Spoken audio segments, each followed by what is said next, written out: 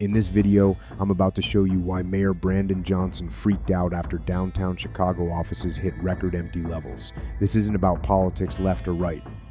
This is about your property taxes, your pension, and the city you used to be proud of.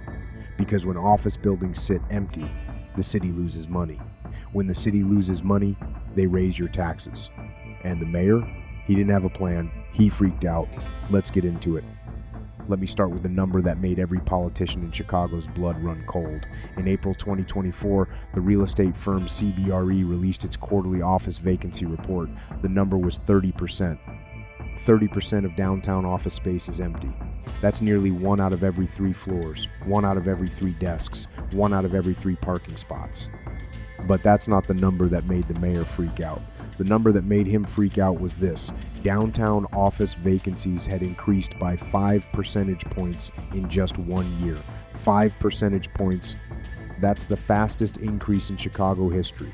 Faster than the pandemic, faster than the 2008 financial crisis, faster than the dot-com bust. The mayor was asked about the report at a press conference, and he freaked out. He said, quote, "CBRE's methodology is flawed. They're not accounting for companies that are subleasing space. The real vacancy rate is much lower. But every real estate expert in the country uses CBRE's methodology. It's the industry standard." And the mayor, who has no background in commercial real estate, declared it wrong. I looked into this. According to CBRE's data, which is publicly available, the 30% figure is actually conservative. Some buildings are much worse. The Aon Center is at 38% vacant. The Willis Tower is at 34% vacant. The Hancock Center is at 36% vacant. These are the landmarks of Chicago's skyline, and they're hollowing out from the inside. The mayor can question the methodology all he wants, but the data doesn't care about his feelings. 30% of downtown offices are empty, and he freaked out because he had no answer. Let me tell you about a specific building that tells the whole story. 300 North LaSalle. It's a beautiful glass tower on the river. It opened in 2009. It was supposed to be the future of Chicago office space. Today, it's 46% empty. Nearly half the building is vacant. The biggest tenant, the law firm Kirkland & Ellis, gave back 100,000 square feet. The next biggest, the consulting firm McKinsey, gave back 80,000 square feet. The investment bank William Blair gave back 50,000 square feet. The dominoes just kept falling. The building's owner, a real estate investment trust called Equity Commonwealth, put the building up for sale in 2023. They couldn't find a buyer at their asking price. They lowered the price. Still no buyer. They lowered it again. Finally, they sold it at a 40% discount from its 2019 valuation. 40%. That's hundreds of millions of dollars in lost value. When the sale was announced, the mayor was asked about it, and he freaked out. He said, quote, "This is one building. One building doesn't tell the story of downtown Chicago, but one building does tell the story when it's one of the nicest buildings in the city and it can't keep tenants or find buyers." 300 North LaSalle isn't an outlier. It's the canary in the coal mine, and the mayor freaked out because the canary is dead. Now let me tell you why this matters to you personally. Because when office buildings lose value, the city loses tax revenue. When the city loses tax revenue, they raise your property taxes. It's that simple. According to the Cook County Assessor's Office, the total assessed value of downtown office buildings has dropped by 22% since 2019. That's a loss of approximately $4 billion in taxable value. $4 billion. To make up for that loss, the city would have to raise property taxes on residential homes by an average of 15%. 15%. On a home worth $300,000, that's an extra $4,500 per year. For retired people on fixed incomes, that's not an inconvenience. That's a catastrophe. The mayor was asked about the potential for a property tax increase, and he freaked out. He said, quote, "We have no plans to raise property taxes on homeowners. We will find other sources of revenue. Other sources." That's code for fees, fines, and taxes on everything else. The city already has the highest sales tax in the country. They already have the highest soda tax in the region. They already have some of the highest parking fees in the nation. There's nothing left to tax except you. The mayor freaked out because he knows the math doesn't work. You can't lose $4 billion in property value and not raise taxes. Something has to give. And he knows that something is going to be your wallet. Let me address something the mayor says every single time he's asked about office vacancies. He says, remote work is the problem. Companies don't want to force their employees to come back. That's why offices are empty. It's not about safety. It's about Zoom. But I called bullcrap on that. So I looked at the data. According to a survey by the Partnership for New York City, Manhattan office vacancy is at 19%. According to the Downtown Dallas Alliance, Dallas office vacancy is at 23%. According to the Los Angeles Times, LA office vacancy is at 24%. Chicago is at 30%. That's the highest of the major cities. If remote work were the only factor, all cities would have similar vacancy rates. They don't. So what's different about Chicago? According to a survey of Chicago CEOs conducted by the Commercial Club, 67% said safety was the primary reason their employees didn't want to come downtown. 67%. Not remote work, not Zoom, safety. The mayor was shown this survey at a press conference, and he freaked out. He said, quote, "That survey is not representative. Those CEOs don't speak for all businesses. But they do speak for the businesses that employ the most people. They do speak for the businesses that pay the most taxes." And they said safety is the problem. The mayor freaked out because he can't blame remote work anymore. The data doesn't support it. And he doesn't want to admit the real problem because the real problem is his responsibility. Let me tell you about a business that depends on office workers. Restaurants. The Loop has lost over 400 restaurants since 2020. 400. That's more than 100 per year. Some of those were chains. Most were family-owned places that had been there for decades. I talked to a man named Sal. He owned a sandwich shop on LaSalle Street for 27 years. He closed in January. He told me, quote, "When the offices were full, I used to make 2,000 sandwiches a day. Last year, I was making 300. I couldn't pay my rent. I couldn't pay my staff. I couldn't pay myself, so I closed." Sal's story is not unique. According to the Illinois Restaurant Association, restaurant sales in the Loop are down 53% from 2019 levels. That's not a dip. That's a collapse. And every closed restaurant means fewer jobs, less tax revenue, and another empty storefront. The mayor was asked about the restaurant closures, and he freaked out. He said, quote, "The restaurant industry is changing. People want different dining experiences now. Different dining experiences." That's what he said to a man who lost his business of 27 years. Not, "I'm sorry," not, "what can I do?" Just, people want different dining experiences. Sal didn't need a different dining experience. He needed customers. And the customers weren't there because the offices were empty. The offices were empty because people didn't feel safe. And the mayor freaked out because he didn't want to connect those dots. Now let me tell you about the real reason the mayor freaked out. It's not the empty buildings. It's the pensions. According to the Illinois Commission on Government Forecasting and Accountability, the state's pension systems are underfunded by $140 billion. The city's portion of that is about $30 billion. When office buildings lose value, the city has less money to put into pensions. When the city has less money for pensions, the underfunding gets worse. According to a study by the Civic Federation, the drop in office property values has increased the city's pension liability by an estimated $10 billion over the next decade. $10 billion. That's not a rounding error. That's a full-blown crisis. And the mayor knows it.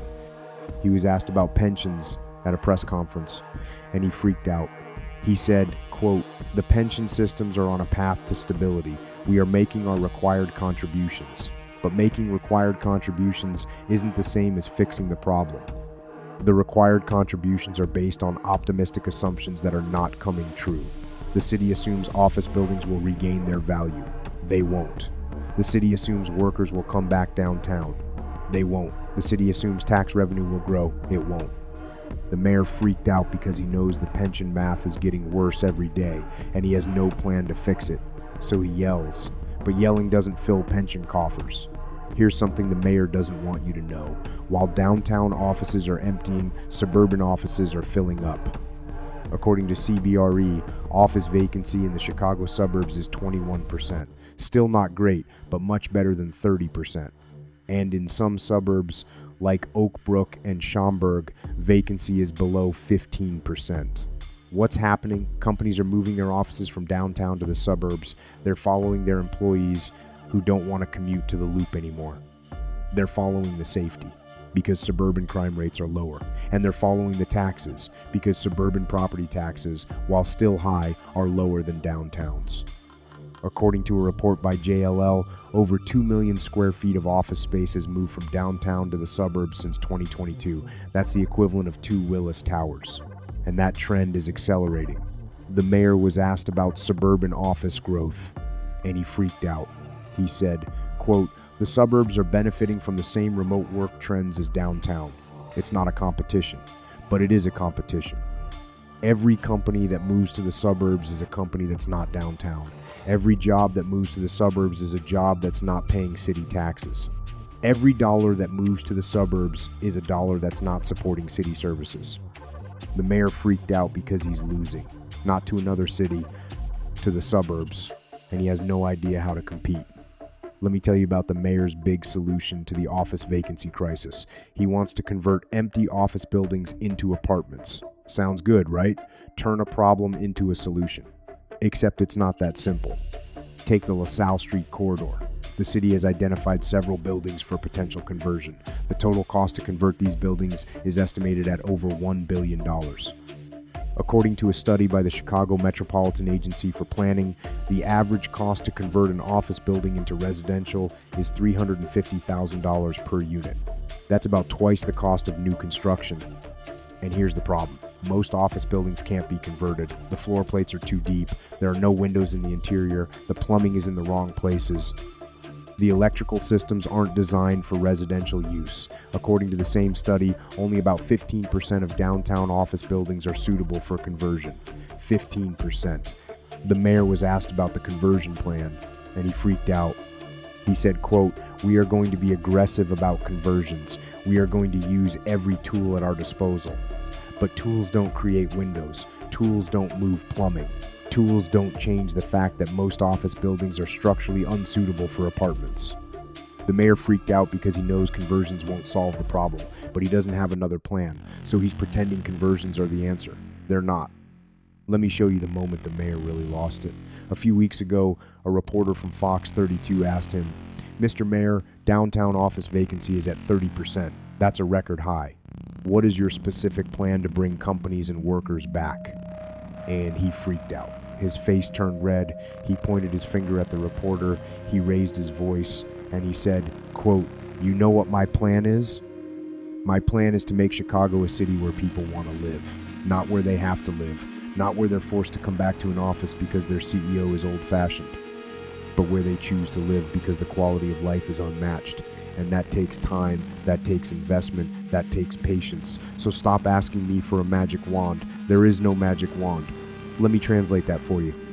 When he says make Chicago a city where people want to live, he means I don't have a plan to bring companies back. When he says that takes time, he means I don't know what to do. And when he says stop asking me for a magic wand, he means I'm tired of being held accountable. The reporter didn't ask for a magic wand.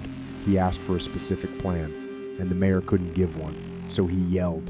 He freaked out. He blamed the reporter for asking the question. Here's what I think. The mayor freaked out because he knows the truth. He knows companies aren't coming back. He knows workers aren't coming back. He knows office vacancies will keep rising. And he knows that when they do, your taxes will go up. He freaked out because he's scared, and he should be. Let me end with a prediction. Not from me. From the real estate firm Jones Lang LaSalle, known as JLL. They are one of the largest commercial real estate firms in the world. And they published a report in March 2024 predicting that downtown Chicago office vacancies will reach 40% by 2026. 40%. That means 2 out of every 5 office floors will be empty.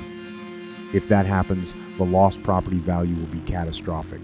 JLL estimates that office building valuations would drop by an additional 60% from current levels.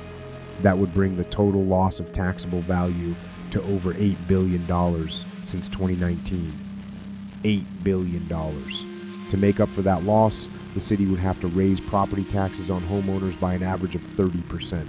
30%. On a $300,000 home, That's an extra $9,000 per year. The mayor was shown the JLL report, and he freaked out. He said, quote, "That's one firm's opinion. I don't agree with their methodology. But JLL's methodology is the same methodology used by every major real estate firm. And their predictions have been accurate so far. They predicted 30% vacancy in 2024. Back in 2022, they were right." The mayor freaked out because he knows the prediction is probably right. And he knows that when your property taxes go up 30%, you're not going to blame JLL, you're going to blame him. And he has no answer.